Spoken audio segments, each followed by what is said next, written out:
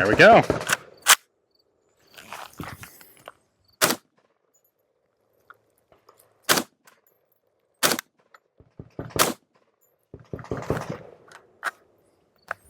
Got a failure to feed.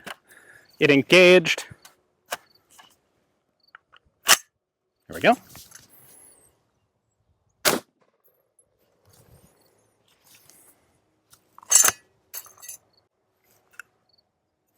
Do one more.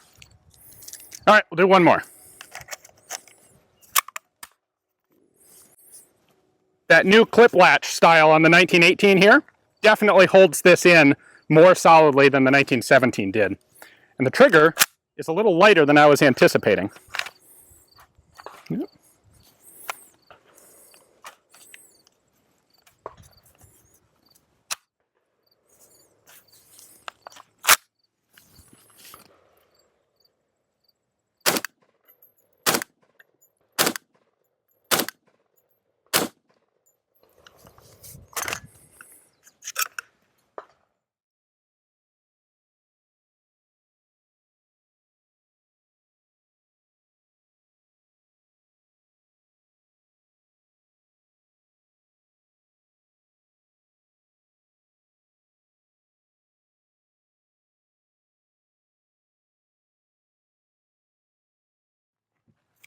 All right, let's fire another clip. We're going to slide this in here. You want to make sure the clip goes all the way in, and then there's not really anything locking it in place here. It's held in by this bottom cover. So if you shake it, you could get the clip to fall out during the loading process. To avoid that, make sure you just keep the gun horizontal. While you're doing this, give it a nice little smack to engage this locking tab, and then pull the bolt back, let it forward, and you're loaded and ready to go.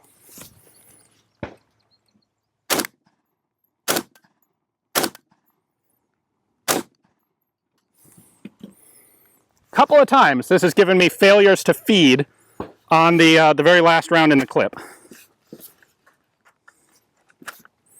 What's happening is it's engaging the hold open.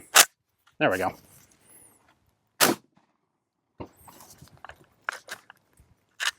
Woohoo! That's toasty hot.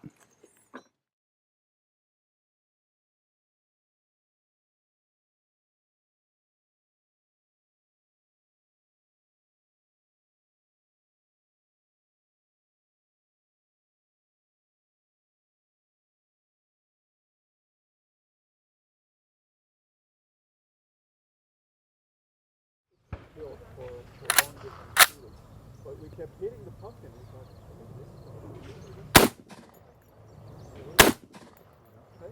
and then everybody put the straight through. Hold the bolt release down. The next time we got to fill them with water. That works too.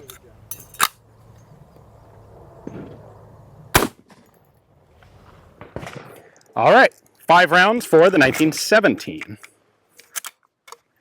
Easier to load.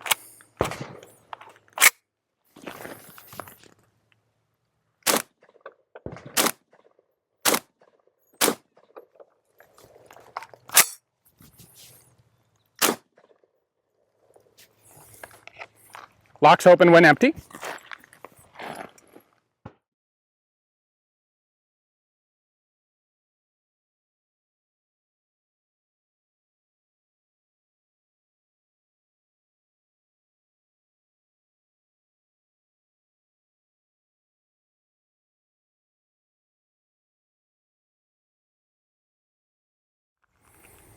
So what's kind of interesting here, when we load this, and this is the same on the 1917 and the 1918, we're going to pop the magazine open. And by the way, this is exactly where the bolt locks open normally. So when you fire it dry, that's what it's going to do. And then, a little awkward doing this backwards here. There we go. Then we're going to put the clip in,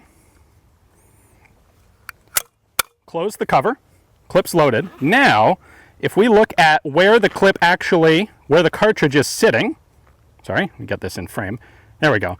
You'll see the bolt is actually ahead of the base of the cartridge. So in order to actually load this, I have to pull the bolt all the way back, at which point the top cartridge pops up. and then goes into battery.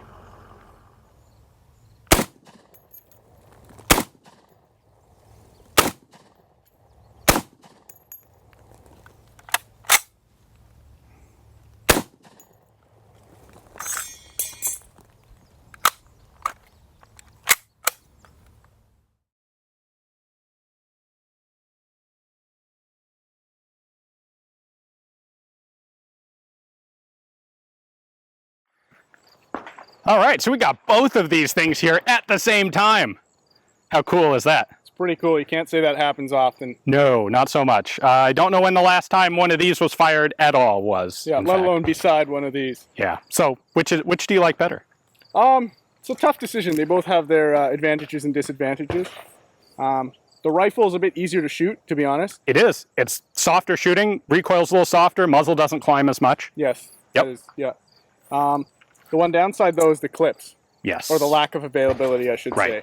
This one takes this proprietary clip.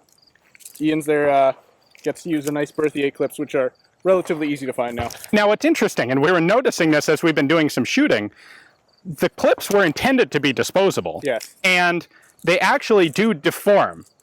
Using the clips deforms them because, well, we'll show you close up in a minute, but basically you're forcing the cartridge out through the feed lips and they kind of get bent up. Yeah. Because So that rim's traveling through there. Exactly. And expanding it open to the size of the rim. Yeah. So some people are going to say, well, Berthier clips are like impossible to find. Well, compared to those things, Good luck finding one of these. these are no big deal. Yeah, no. It's definitely worth realizing that if you have one of those original clips, you are going to damage it by using it. You will. Yeah, So- you have to be careful and just keep an eye on that Exactly. Yeah. part there. But And you'll discover this for sure when you get it a little bit too bent and it starts causing malfunctions. yes, because it will start causing. Yeah, it already has on us today. So, all right, so we should do some shooting with these, not just yabber about them. Maybe, if I can get this one to load. There we go.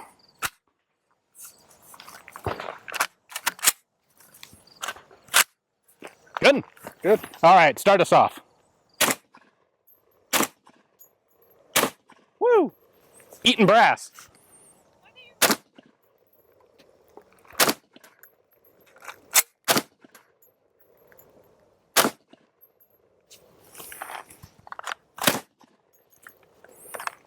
And we kind of constantly have last round feed malfunctions on these things.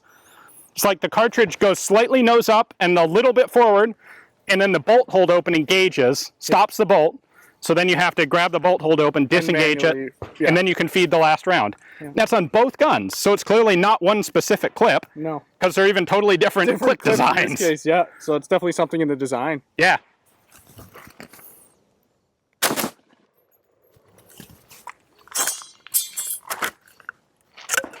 Very nice. Now the advantage of the 1918 is that I have another clip here to shoot. Exactly, and I have to go cry or reload that clip. Yep.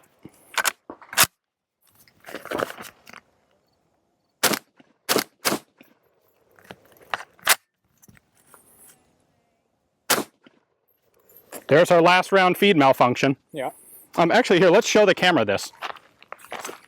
There we go. So that's what we've got. You can see the cartridge kind of noses up and goes forward. And in order to solve this, we have to pull the bolt back. But of course, now the bolt hold open is engaging.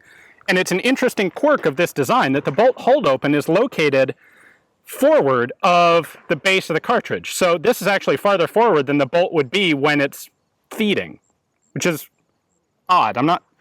It will probably occur to me why they did that, but at the moment, I'm not sure of it. So what we have to do is pull the bolt back. There we go. And now we can fire the last shot. Would you like?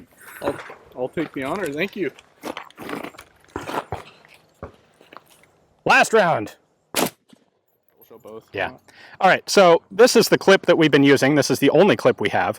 If you look at the top here, you'll see the feed lips are actually pretty kind of bent out of the way, out of the center. On this is the better side of the clip. These feed lips are bent more inwards. So what's happening here, when we feed, we've got this curved surface, or curved indented area.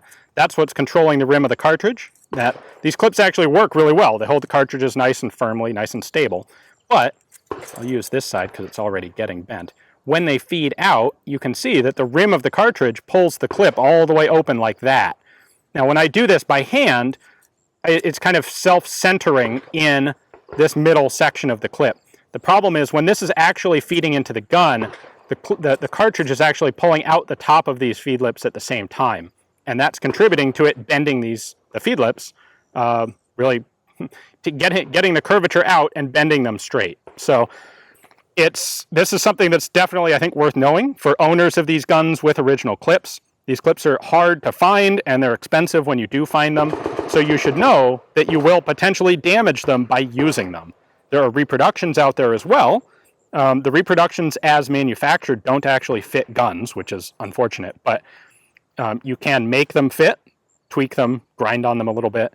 And so for owners who want to shoot 1917 RSC rifles, definitely I would recommend using the reproduction clips if you have any way to get a hold of them.